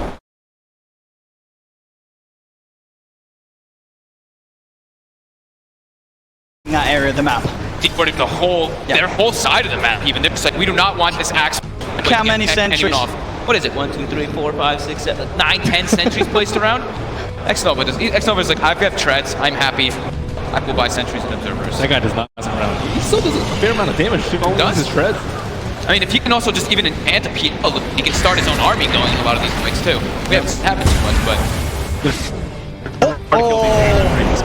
He gets zapped up, the dragon. This bottom. They want to fight this. They found FY. Seb, they close the gap. The sun strikes down, but it's the point. They'll still get the call off. Dragging FY back at them as they find the tusk. I think it was to find Shadowblade. He's already very, very far in his skills. It's pretty much a mandatory PvP call coming out from Axe now. When he's the fight, forget about the snowball. Sad. Yeah, they need that BKB on the Axe now so they can disable before it gets loose. Even if he has a BKB, he still gets snowball. Still gets snowball. It's really hard for Seb right now, especially if FY continues to play the way he has been. I think they have to find a way to get the backline. They have to find this tusk in these fights while they do the initiation at the same time as the Axe. I think it's up to top to find that opportunity. It's very tough for him in the PL have to try to cause some distraction so Seb can get that successfully. It looks like Tusk is actually, he's swapped up his build. He wants to go for Aeon this as opposed to that he just had a quick buy. Just thinking along the same as that you were. Fog, if they jump. This is going to be able to dispel it, and he's going to be able to open that opportunity too once that Aeon procs even up afterwards. They can damage to him in time once you can't damage their Aeon disc. I mean, as this game does go on at the moment, does one sort of lineup come out ahead in the late game in sort of your eyes? Hard to say because how much work the Chalice is putting. I'd say probably LGD just because this Brewmaster's had such a good performance. He made him get the jump. Anna's got Somnus, both the shot. Good jump to the beak. Starts to punch into Anna, the blood rises down. Anna getting silenced, to be able to Mansa start it off, starts to back away. The Sunstrike on X-Nova, but it's on point. X-Nova stop. Anna getting focused. Thompson trying to come into the side with the combo, but the snowball. Buying time for someone to slip towards Seb, but speed into the blade belt. Seb's able to turn and get the kill. There'll be the buyback for the Bloodseeker. Anna trying to hold still, but Chalice, he's got his number. He knows exactly which one he is. Anna looking to double again. Does manage to get up to the high ground, but Somnus with the buyback. He's there, ready to claim the kill. Those two are dead without buyback. They're down for 80 seconds. There's a Rocheville too here for LGD. Thompson's immediately out. But also pushing in. Look at this army. Got that extra Forge Spirit summons, and indeed the Ancient Black Dragon, the Mug Golem, and the Cobalt, they're in. They're pushing. Yeah. Have to bring Chalice down. He's the only one with the TP on his core heroes. They get the jump. They've got the dust. So can he play his way out of this FY with the control? Meaning the Jerax cannot save him in time, as Jerax will TP out. No tail as well. And will get away. Look at Rochelle. PSG-LGD. They'll take the chip. There we go. And Morplin's finally at that area HP where he's comfortable. He can do a lot of damage and still be relatively tanky and not die in a call. Seb has not been able to get these clean calls. He still does not have his BKB. He's had so many items, but that is the one key one he's missing. Just so much disruption being caused in the fights from this Brewmaster. Just every single time, just getting into the front line, messing with everything LG wants to do. Absolutely. And he's Shiva's guard closing in. Jump. FY. He's found himself no tail out on zone. He's trapped him. There's no tail. Is he going to get any sort of backup? No, there's 3 still dead on OG. It'll be a slow and full step here for no tail as Arme comes in for the kill secure. And I love the way that Chalice popped his BKB super early in that fight. He just knows, I just need to get my ulti off. And he cast it at a very safe range. He didn't wait for the last second of his BKB. He's not very greedy. I think that's the reason why they've been winning these team fights. Seb has been struggling still about away from his BKB. Yeah, this Master is a display of perfection, really. It's the highest level in the game with his Bloodseekers. And doing a ton. One of the most damage in the game as an offlane. Now, Shiva, so even more ways. He's pretty much itemized entirely just to be like, Ana, I'm ruining your game. I've got Radiant, I've got Shivas. You're going to struggle so much in these fights as Phantom Lancer. Jarex did his best to keep Ana alive, but Ana wasn't able to damage Rupture. He wasn't that low on HP, but still can't. Seb. Got to be careful who shows up in Jarex. Going out of zone. Arme to have this in between. And Arme himself, Jarex goes across, but Somnus is there. Somnus is not messaging without rupturing. No mercy. They're feeling very confident now that they're getting these very team fights as well as getting kills on the split push up to down. We'll find Xnova. And as well, between the two, they'll take down the support edge. FY's going to come in though. He hasn't got anyone else with him at the moment. It is just FY, so just playing around Seb. He's no help around at all, and he's still just making Seb's life miserable. He's toying with him. He's just making him not be able to come back. Look, they're already starting to rotate this Brewmaster and Seeker too, and FY, he's ready. Seb's got to get out. Oh, Seb. As it did FY, the patience keeping that control on Seb, buying time for Chalice to come in. Ana is going to look towards the touch. This is now there, does have Promos Split available if he wants to look to take this fight. Son's coming in as well as Ana. Seb look to hide in the trees. Can they get out of it? Ana's got a TP available. He's into the trees. He's going to show himself in the lane though. They're going to continue head over. They are going to see Seb make it out in time. They don't have a stun. Ana, can he get out? Well, he can. OG will avoid that rotation from PSG LGD. FY is just so obnoxious. They're following Seb for like over a minute, just stalking him, trying to have his team come over. So that's about, a minute without Aegis being used for LGD. They have 2 minutes left, I would say, to capitalize on this Aegis. Oh man, looks like he is level 50. Pretty much back to it, 50-50. PSG LGD 2-1 up at the moment in this best of 5 grand finals. 1 game needed to secure the championship title. And at this point, they are ahead here in game 4. N0tail hasn't had time to gather a full army of Ancient Creeks. Right now, he just has the Ancient Black Dragon. You really want those other auras when you're at a big disadvantage in these team fights already. Yeah, it's tough though. Jarex doesn't want to be following around his Chen, giving him the Aghanim, so. As Thompson, he does have a Lincoln Sphere picked up, and they should have the BKB finished on step 2. So look at your time with those blink calls up, as he's been suffering to do so in the last few fights. Somnus, well, I picked up, about to be level 25 as well. Yeah, they just need a couple more minutes on the bit of OG. Wait for the Aegis to expire. He's in. Gets the characters, but he gets wide. He's going to be fine to look towards the axe. Taunt's going to be out. The team to cancel them. And back for now, Thompson trying to offer his from the side to provide some sort of safety, as he will get sent back. They're able to get sent back to save Thompson. Running away, Xnova's there around the soft, the vision for Snapple. The Shriver, that's series that X just comes at it. Like he's on X-Men and people constantly. Perfect time. Perfect timing. And has the sense on a creep to move. And look at these deep wards that he's placed during that time that he was running around doing so. He now has full vision of Chi. Yeah, he sees Ana farming his Ancients right now. Ana, FY just giving so much information for the team. Got eyes on him. A punch on the wrong for the snowball. Will catch. He's in trouble.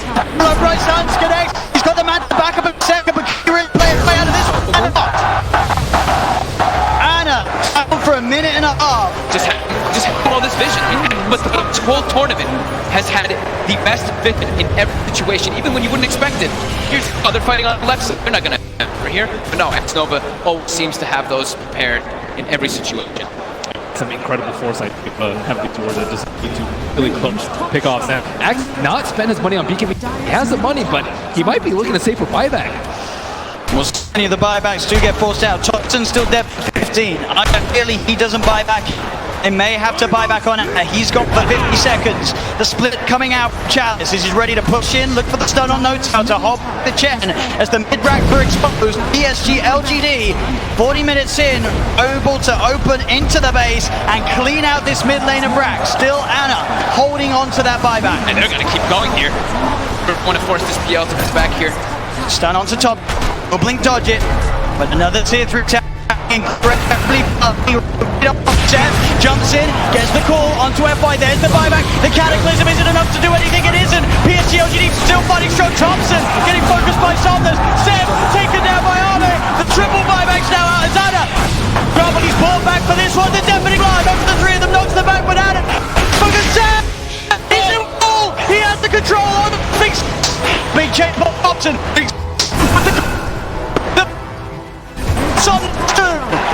OG, they have to expend 3 buyback, but they hold on to the top rack. Somnus now down for 2 minutes. No buyback available on this Bloodseeker. Yeah, he's 400 gold short of it. It's up in about 8 seconds.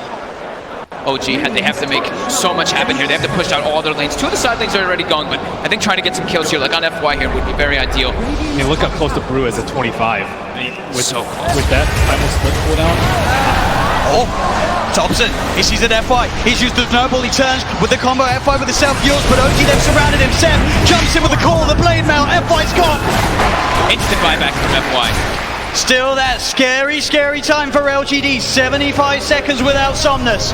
OG have the full 5-man pushing in all 3 lanes at the same time as they approach LGD's base.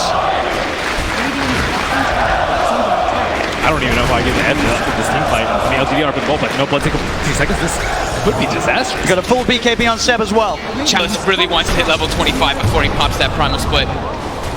So close. Just got to be careful, Seb. Looking for that blink initiation. Chalice is stepping back. They give him the tome. He needed the 5 experience, and they gave him the tome just to make sure that he gets it anyway. Just playing as safe as possible here. Looks like OG don't the window enough to push in whilst this step back way. They can't they fought back 3 heroes. They weren't able to get T3. There's no Roshan up.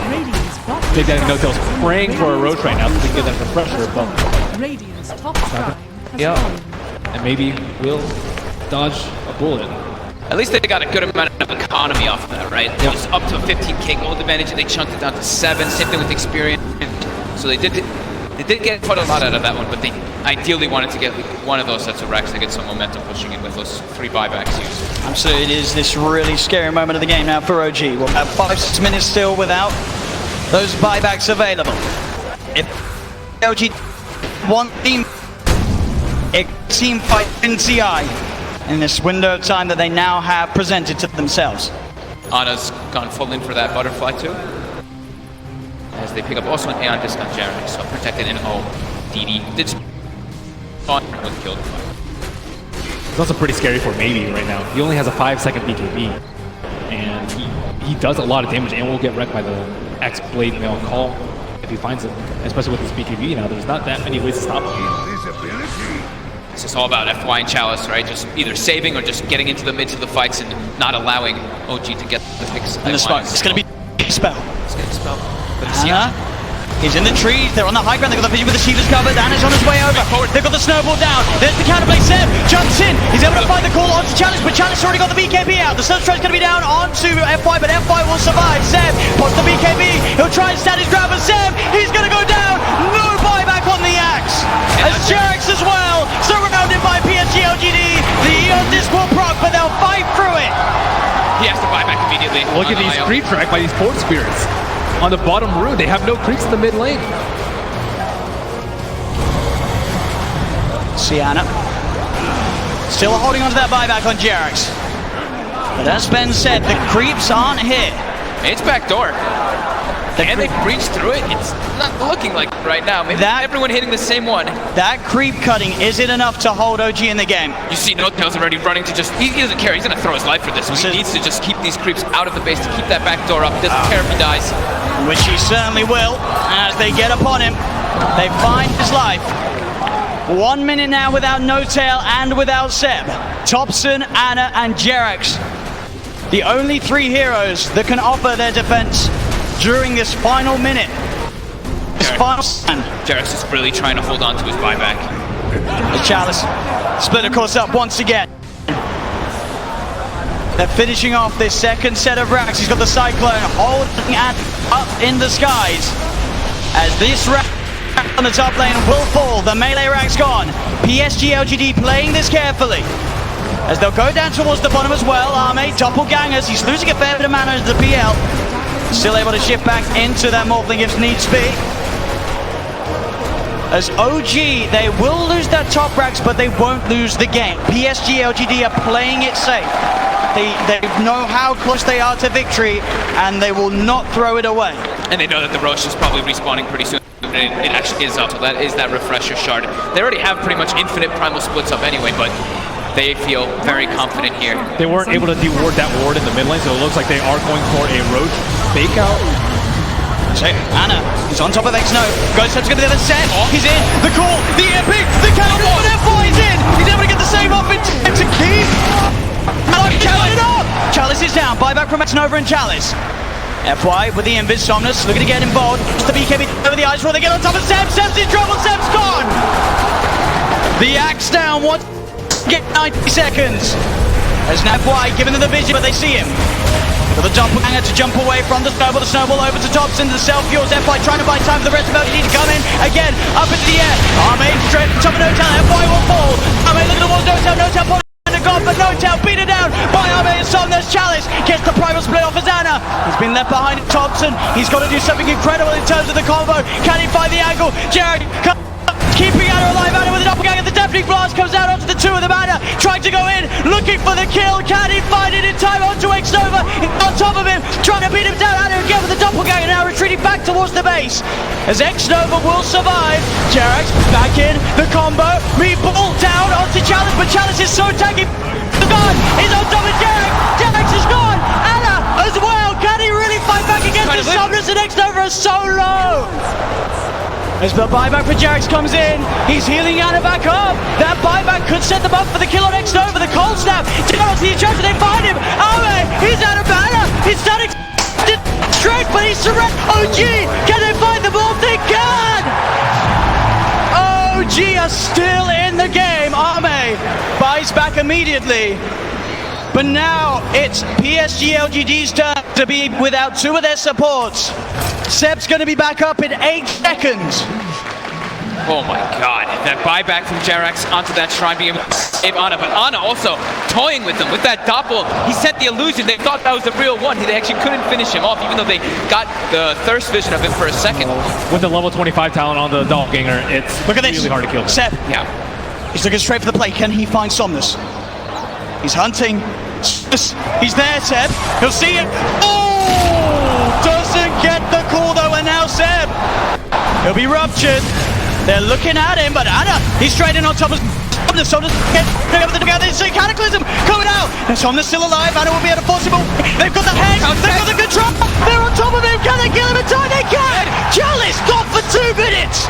And Seb, he's finding, looking for Arme. Big Daddy No-Tail gets the penitence out. Only onto the illusion though. Arme able to waveform up to the high ground. Arme should be fine here. Thompson's got the ghost, he's got Hex maybe soon too. Oh, the doppelganger Arme's over the trees. Can he hide his way out of this? Back, real one. Goes for the waveform. Seb tries for the cut, but he's already out of there. Nice play from Arme.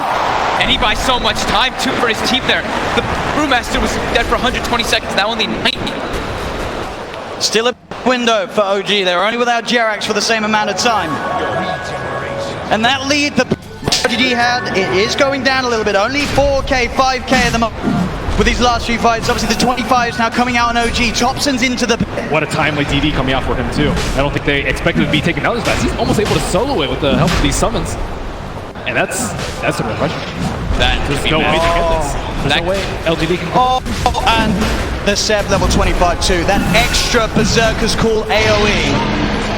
It catches people out. They don't expect it. It does not feel like OG are 2x down at all. The Berserker's Call now is, I mean, the AoE is massive. Really massive now when you have that talent. It's so hard to play against. Can PSG LGD do it? They've got the Basher now for Somnus. But just a 2K lead with those last big comeback plays from OG. Still 30 seconds without Chalice. Double Hex coming out now for Thompson and these 5-second BKBs. Yeah, I mean, they were crushing with the Thompson's being spotted out. Got the vision. They're on top of him. Thompson, he's in trouble. The Nullify comes out. He got the Ghost Walk off as well as the Hex in time. Now, This turns out the blood runs down. Thompson! He's dead for 100. Has got the buyback available. PSG LGD will certainly look to force it out of them. FY just what a shadow play. It just, as soon as they split up, he finds the perfect opportunity there on Thompson. You got to be careful going out on the map when FY is alive. There's every chance in the world that he's going to be watching you from the trees. And at this point, I think for Ame, it's actually going to be very worth it for him to actually just try and burn all the mana from the Phantom Lancer, so he can't doppelganger all the time. That's causing huge issues in the team fights. And I see that Chalice is using his Dispel Magic every single cooldown on these Phantom Lancer illusions, but there's still way too many that are causing havoc in these teams. It's too constant. Like that doppel cooldown being 3 seconds allows him to always be able to play around a little bit around the brew. They don't really have like this crazy AoE when you look at LGD. To just clear out those illusions, it's really a lot based off them just trickling them down slowly with like the Shivas and the Radiants and knowing exactly which one it is. Yep. He doesn't have the crit talent, but now he does have crit from that Bloodthorn coming out. It's a lot of damage that Anna can offer to the fights now. And Brewmaster without BKB, very vulnerable. Cold Snap, Bloodthorn, Berserker's Call, there's a lot of ways that they can benefit from getting that ult. Just commits it from the back, just to be careful. Make sure that you can get it off and get some damage in onto the tier 3s. Anna's going to start to try and fight against these Primal Split Brewlings. To find one of them, he has been silenced. He'll take down the Wind Panda 2 as well by the looks of it. There's only the Earth Panda prevails. Seb jumps and he gets the call onto the Panda. Pop the BKB as well, so they won't kill the Brewlings off. They do force PSG LGD away long enough that Thompson does not have to expend his buyback. It's Thompson back in the game.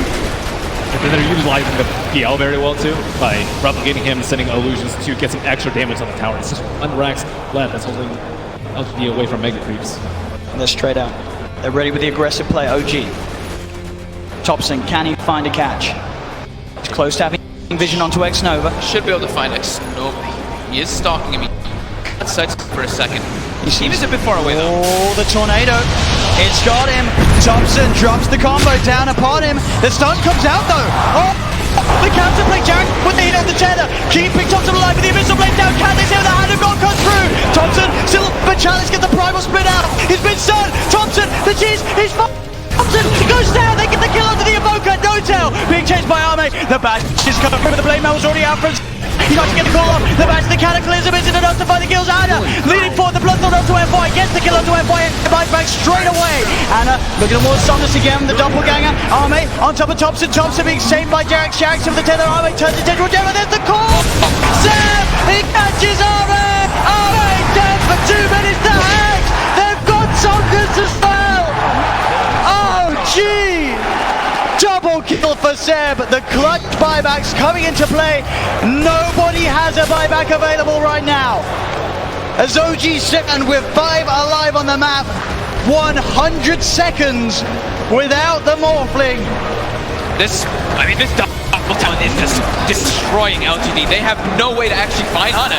Like Ben said, the Master's constantly using the Dispel, but it's so hard to find amongst all these illusions in all this chaos of the fights with tornadoes and chaos and everything falling all over the place. And look at this. The tier 3 tower falling. Anna frontlining it all. What's he scared of? The Blood Rite will come out with the Shivas trying to initiate. But Anna, he's poking, prodding, beating down, and on the side, Thompson jumps in. Chalice gets in with the BKB with a call. Seb, he's got the disable to Chalice. They go on top of Chalice. He's into the snowball. FY buying time for it, but now he's vulnerable. He's he's back. Straight back into the game. Anna trying to find his attention onto X-Nova. Let's lead him forward. The tornado going to be off the market. Only catches out the Bloodseeker, but Seb, he's looking for the follow. Jumps in, gets the call. The BKB was out in time, but Anna's on top of it. Now it's Seb's got the blame by FY with the snowball again. Thompson, Jarek, in the racks. Thompson gets the hex up. X-Nova, Seb healed up by Jarek. Anna still full health at the moment as the Brewlings are pushed back to the base. OG get the bottom racks. As still 30 seconds to play without the Morphling in the game. They move towards the mid lane. OG, can they really get it all here? The mid rack's falling. They've taken a full second sets, 15 painful seconds for LGD. They're gonna keep going. They want to claim their megas. Another tier 3 falls. OG onto the final set of that LGD have left standing.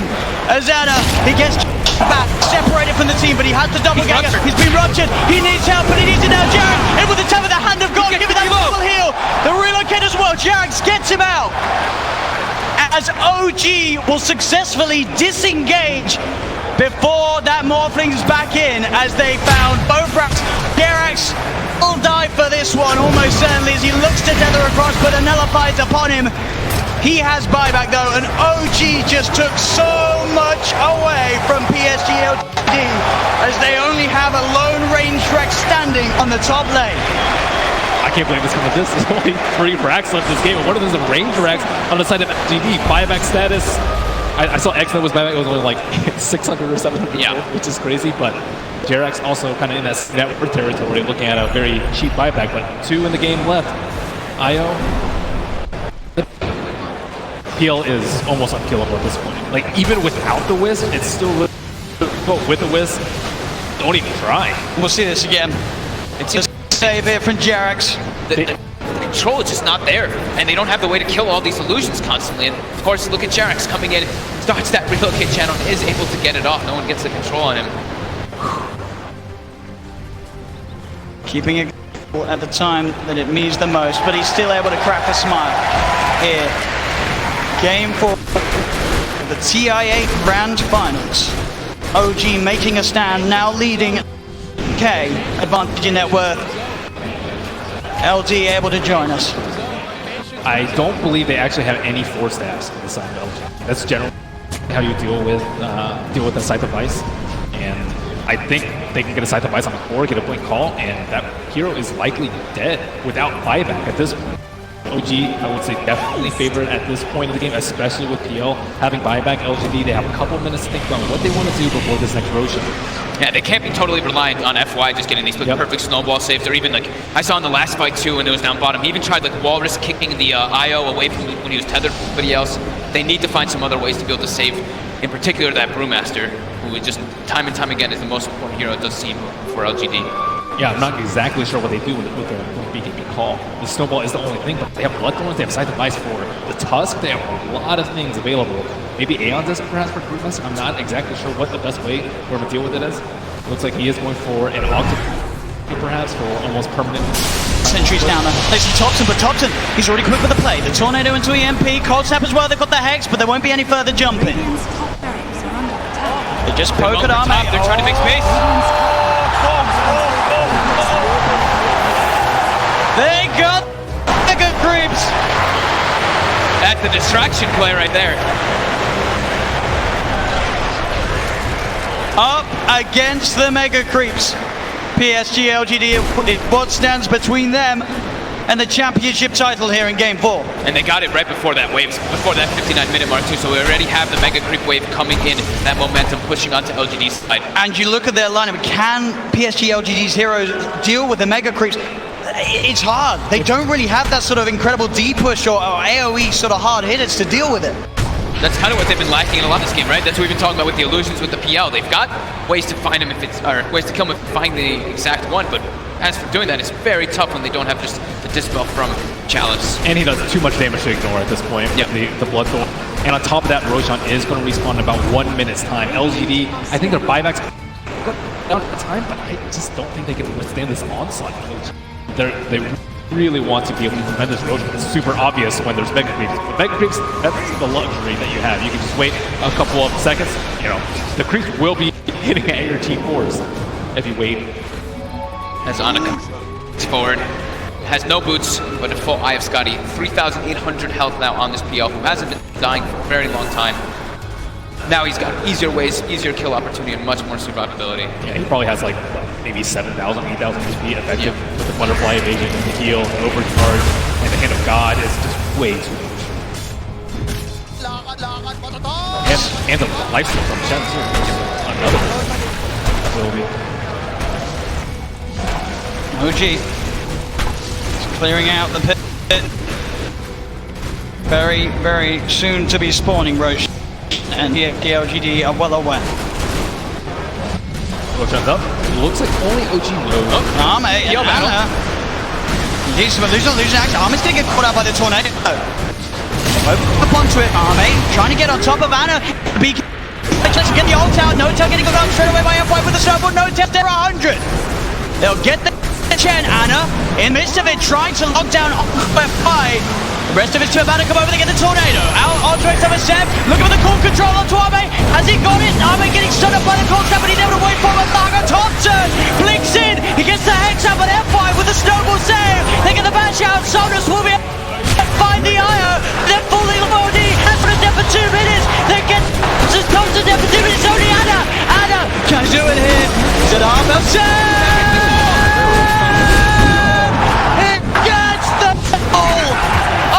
Lifetime as 3 dead now on LGD. No buyback. Sep will fall. Ana kept alive off the back of that fight, as that very much looked like PSG LGD were able to tip OG over the edge, but that plus 100 berserker score, you could see Seb as well being very careful how he used it, keeping it to that opportune moment after any potential sort of manta dodges have been done by Sonus Arme, and he gets the call.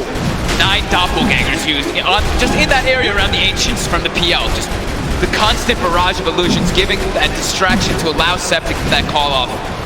And that's another Roshan for OG. These fights have to be so hectic for the players. There's like 30 PLs. There's just both sides. I mean, even the Enchantress is like taking a PL, and then the Morphling turns into PL. I'm just impressed we haven't had any frame drops. You know? It's true. Azana down the middle lane. He's walking down with a DD. The tier 4s. Ana says he's done with this. He wants to end this game. The buyback will come out from F5. Ana. It's going to be snowballed. Ana. He's in. He's not got any backup on the way.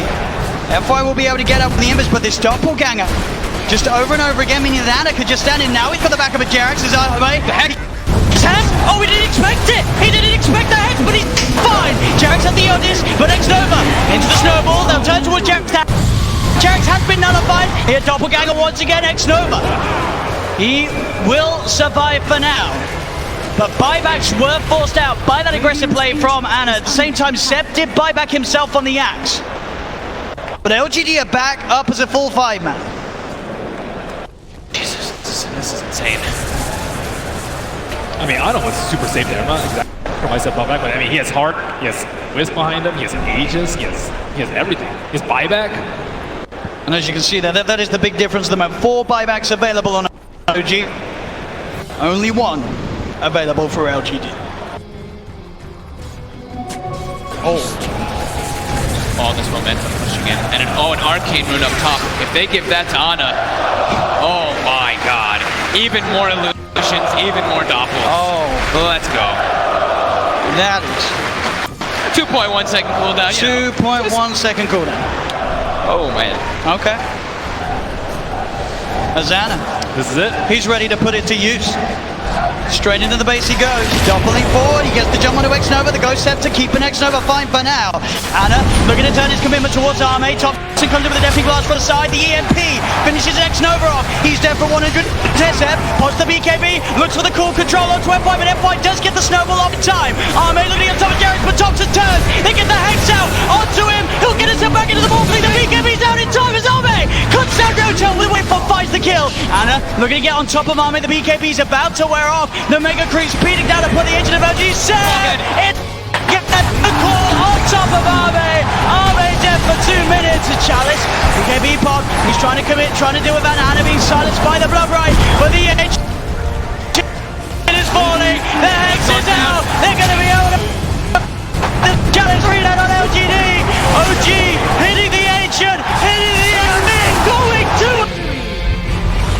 We are going to a game 5 here at the TIA Grand Finals, nonetheless. Taking game 4 at 65 minutes in. The clutch plays from Ana and Sep over and over again. Jerax as well, saves all over the place. You can see the disappointment on LGD's faces too. They were like, we had this. They felt like this was it. In the Grand Finals of TIA, I wanted to